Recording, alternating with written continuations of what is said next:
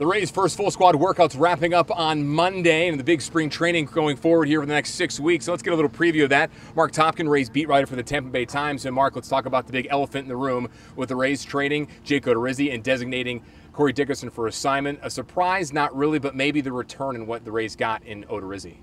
Yeah, really, it was a bit of a surprise, John, because you think they were going to trade those guys probably at some point. I think it was either going to be Dickerson or Span. I think they were going to trade Odorizzi. But, during the winter, you would have thought maybe a little bit more in return, and then to only get one prospect, as you say, a Class A guy, not highly ranked by the experts. No one really knows. But, yeah, a little surprised in return for Odorizzi. And, I know what really got a lot of attention of the players in the clubhouse talking to them on Monday was that Dickerson was designated for assignment. I mean, the Rays kind of look at it a little differently, that they kind of see it as they kind of traded him for C.J. Cron because they had to offload him and then bring in Cron. They may still be able to do something with Dickerson this week, but they're not going to get a lot back for him either. So two guys that were key members of that team last year, they are let go. It did not play well in the clubhouse at all. Obviously, it was done for a lot of reasons, but primarily to cut payroll. Owner Stu Sternberg told me that in September they were going to have to lower the payroll, and this was the way they could do it. They save about $10 million. Cutting payroll, Denard Span's big $9 million. We all thought he could have been gone over in the offseason, but so far, he's still here. Do you think he'll still get moved? I think when is the answer to your question there, because I do think Denard Span's a guy that could get traded during the season. And a lot of it's going to determine how they play. If they were to somehow come out and start playing really well, they might keep these guys. But there's some players. I mean, I had Alex Colomé #1 on my list going into the offseason as the guy most likely to get traded, even ahead of Evan Longoria. That hasn't happened yet. So I think Alex Colomé will end up being a very valuable piece for another team if they want to come in and get him during the season. You mentioned, obviously, Denard Span's a possibility. There's some other veterans on this team, too. Wilson Ramos is making a team-high $10.5 million this year. He has to show he's healthy. He didn't do it so much at the end of last year, kind of up and down. So if he comes out and plays well, Hechavarria's in the final year of his contract. So there's some veterans that they could further move if they decide to do so. It's going to be curious to see how this team plays at the beginning of the year. But it's going to be a mix. It's going to be a weird year. There's going to be a lot of evolution. There's some young players that are going to start the year at Durham that are going to end up coming up at some point during the year. And some more of these veterans are going to get moved out. It's going to be a very, very interesting year in Rays land. Well, front offices in all of professional sports hate to use the R word, retooling or rebuilding. The Rays have a lot of talent here, whether it's veterans or established young players. But the players that I talk to, that you talk to, and Eric Neander doesn't like to label this as a rebuilding year.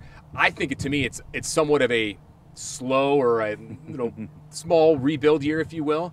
But there's going to be a lot of growing pains this season because a lot of young guys they're relying on to produce at the dish and on the mound. So more of a renovation than a rebuild. There you go. You're saying, and yeah, that is going to be part of it. I think they're trying to thread the needle. I mean, they don't want to go like in the full rebuild mode like the Astros and Cubs did. It took them a few years, and they both won World Series though by doing it. So there could be some merit to that. But I think they're trying to retool a little bit, as you say. Still keep some core guys. I mean, Archer's still here, Kiermaier's still here. Those are two pretty valuable pieces. But there will be an evolution. There will be young guys. You're going to see at some point this year, assuming nothing goes wrong injury-wise or anything like that.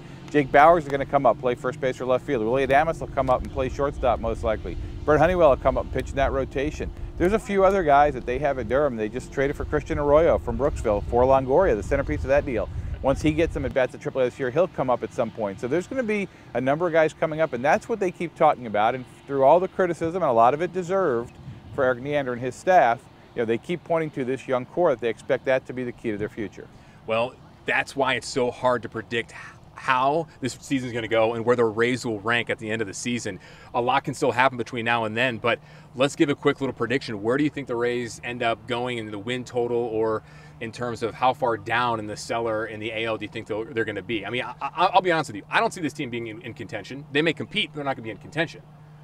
You put me on the spot. The pre-production meeting, we didn't talk about a specific number here. I mean, yeah, if I'm going to guess right now, I mean, based on what we see here at the first day of full squad workouts on Monday, I'm going to say 75 wins. And there's obviously going to be a lot that's going to transpire between now and then in terms of who they might add. Absolutely. See, that's the other thing. Even though they shaved $10 million off, they're in a position where they might pick somebody up here, one of these free agent bargains, but they also might further trade guys. So it's hard to say. I think this will be a very floating number.